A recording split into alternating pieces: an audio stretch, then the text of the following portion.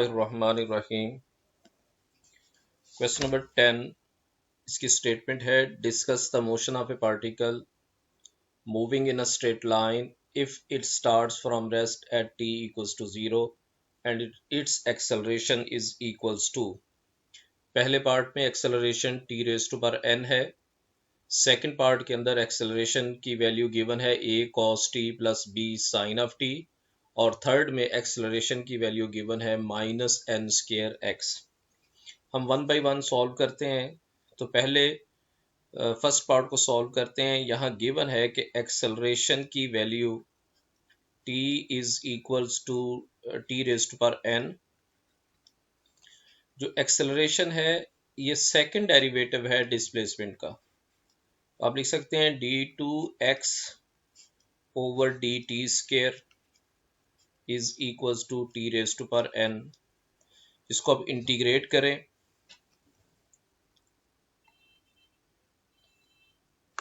Integrate करेंगे तो एक डेरिवेटिव खत्म हो जाएगा। इंटीग्रेट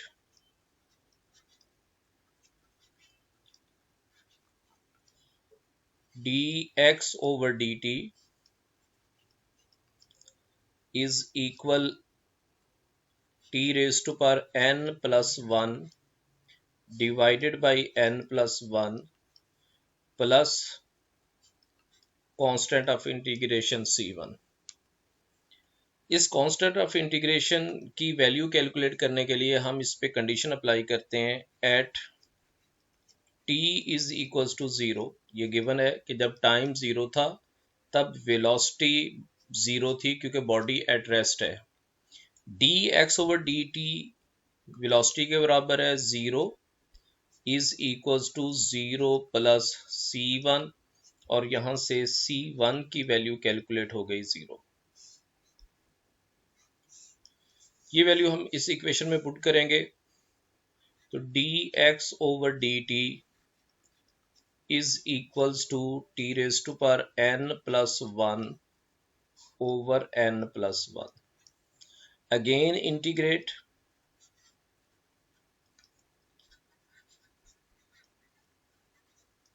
जब आप इसको इंटीग्रेट करेंगे, दोबारा इंटीग्रेट करेंगे, तो आपके पास आंसर आ जाएगा x is equal 1 over n plus 1 t raise to power n plus 2 divided by n plus 2। Power में एक ऐड करेंगे, उसमें डिवाइड, पावर में एक ऐड उसी पे divide, very very simple integration. और c2 कांस्टेंट ऑफ इंटीग्रेशन है।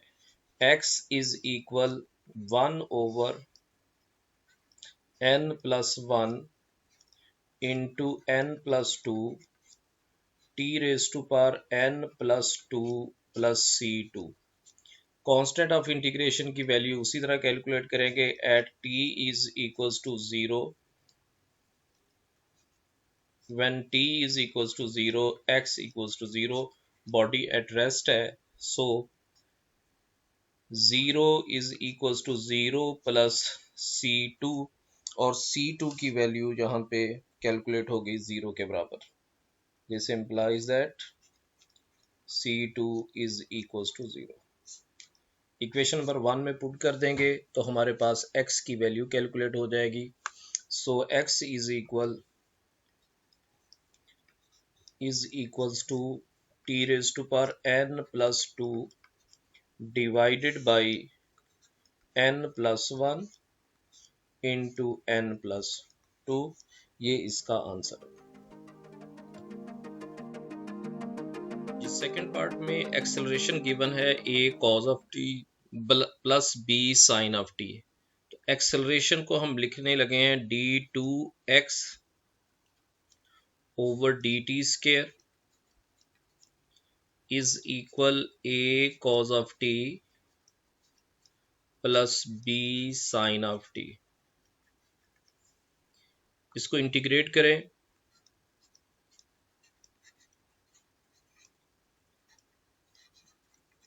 इंटीग्रेट करने से एक डेरिवेटिव खत्म हो जाएगा। dx over dt is equal a cos t का integral minus sine T, minus यहाँ पे लगा दिया, सॉरी, कॉस का इंटीग्रल है sine of T, sine of T, और minus B cos of T. एक बात याद रखें कि अगर आप किसी ट्रिग्नोमेट्रिक फंक्शन का डेरिवेटिव ले रहे हैं और वो ट्रिग्नोमेट्रिक फंक्शन कॉस से स्टार्ट हो रहा है, सी से स्टार्ट हो रहा है, तो उसके आंसर के साथ माइनस साइन आए, माइनस आएगा। जैसे कॉस सी से स्टार्ट हो रहा है तो उसका डेरिवेटिव लिया तो माइनस साइन आ गया। कॉट सी से स्टार्ट हो रहा है तो माइनस को उसका डेरिवेटिव माइनस को सेकंड स्केयर एक्स आ जाएगा। सिमिलरली अगर आप इंटीग्रल ले रहे हैं, साइन का आपने इंटीग्रल लिया, अब इसका आंसर कॉज है और कॉज सी से स्टार्ट हो रहा है, लिहाजा माइनस कॉज आंसर आएगा। डेरिवेटिव में जिस फंक्शन का आपने डेरिवेटिव लेना है, अगर वो सी से स्टार्ट हो तो उसके आंसर के साथ माइनस। अगर आप इंटीग्रेशन ले रहे हैं और उस फंक्शन का आंसर सी से स्टार्ट हो तो उसके साथ माइनस आएगा। प्लस यहाँ पे हम कांस्टेंट ऑफ इंटीग्रेशन भी लगाएंगे। लेट्स सपोज मैं उसको C1 कह देता हूँ, फिर C1 is the constant of integration. हम कंडीशंस अप्लाई करके ये कांस्टेंट ऑफ इंटीग्रेशन कैलकुलेट करते हैं। बॉडी स्टार्ट में एट रेस्ट है, तो at t is equals to 0, at t equals to 0 dx over dt जो वेलोसिटी को इंडिकेट कर रहा है वो 0 के बराबर है। अब ये वैल्यू आप यहाँ पुट करेंगे और यहाँ से C1 की वैल्यू जो है वो कैलकुलेट होगी। 0 इज इक्वल्स टू साइन 0 0 के बराबर, माइनस बी कॉस 0 1 के बराबर, प्लस C1, और यहाँ से C1 की वैल्यू कैलकुलेट हो गई प्लस बी। ये वैल्यू हम लिखेंगे यहाँ अब इक्वेशन में, dx over dt is equals to a sine of t minus b cos of t, और c की वैल्यू है b। Again integrate,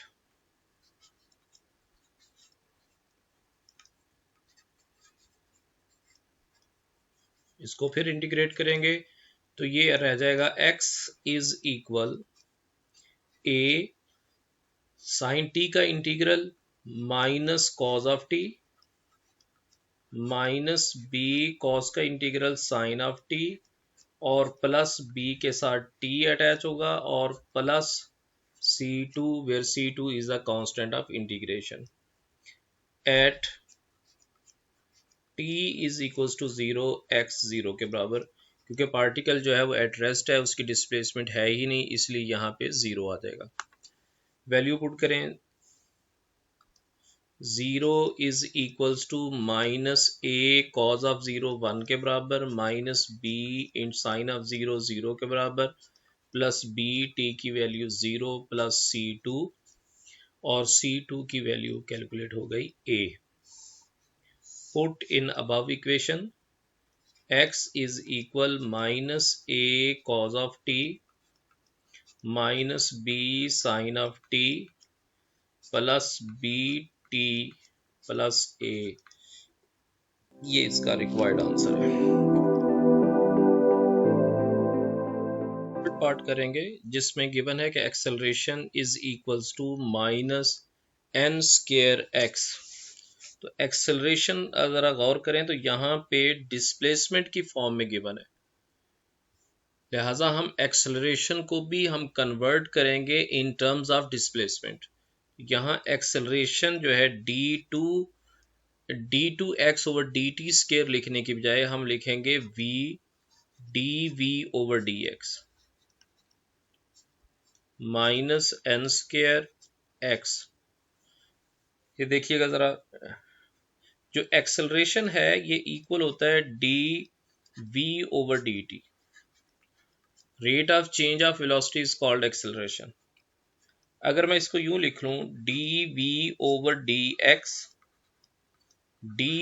over d t, chain rule से तो एक ही बात है, d x over d t ये बन गया वेलोसिटी, इसकी जगह पे मैंने लिखा v और आगे dv over dx. So acceleration can be written as v dv over dx. और ये वैल्यू हम तब यूज करते हैं जब एक्सेलरेशन डिस्प्लेसमेंट की फॉर्म में गिवन हो. अब ये डिस्प्लेसमेंट की फॉर्म में गिवन है, सेपरेशन ऑफ वेरिएबल का रूल अप्लाई करेंगे. v dv is equal minus n square x dx.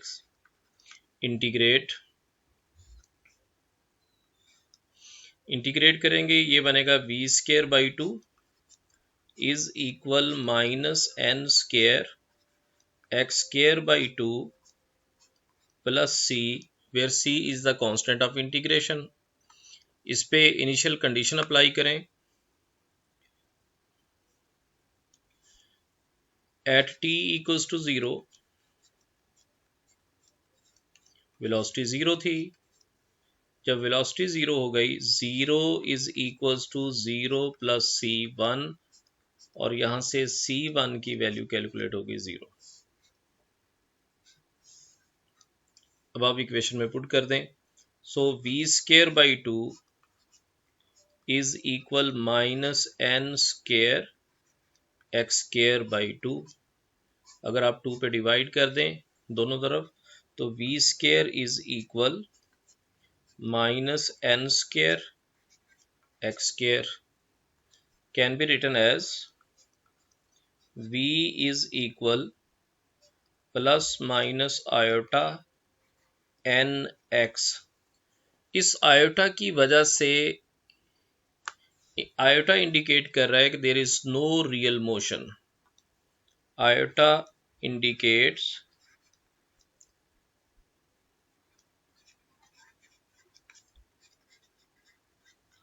there is no real motion. तो ये क्वेश्चन नंबर 10 जो है ये कंप्लीट हो